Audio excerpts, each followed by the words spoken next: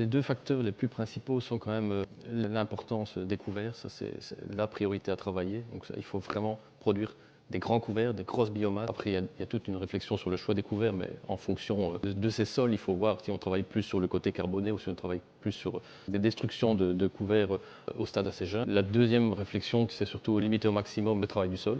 Donc chaque fois qu'on travaille, on minéralise, on oxygène. C'est vraiment comme si on avait un feu de bois. Bon, plus on attise, plus on met en route le feu. Donc ça pose un souci.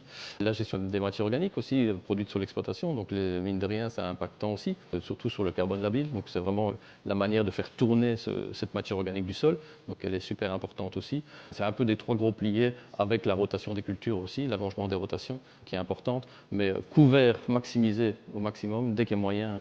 Couvert et grosse biomasse, réduction au maximum du travail du sol et gestion de matière organique des engrais de ferme, plus rotation des cultures. Je pense que c'est là-dessus qu'il faut vraiment prioriser pour arriver à réaugmenter cet taux d'humus notamment. Donc chez moi, on est sur des sols limons, battants, très peu d'argile, donc un maximum 15% d'argile. Donc nous, le but notamment sur les couverts, c'est de maximiser plus la partie champignon, donc travailler sur plus une partie un peu plus ligneuse. Donc le but d'augmenter le stock de matière organique et d'avoir une libération beaucoup plus longue prolongée. On a des CEC qui tournent autour de 10, donc malheureusement, on n'arrive pas à stocker énormément. On a vraiment un effet rapide d'évolution, donc on est plus sur du fractionnement au niveau de la minéralisation, de la fertilisation. Et donc le but, c'est d'aller maximiser les couverts, effectivement, et d'aller chercher plus de parties carbonées et de limiter au maximum le travail du sol. Donc le but, c'est le moins possible, mais autant qu'il ne faut.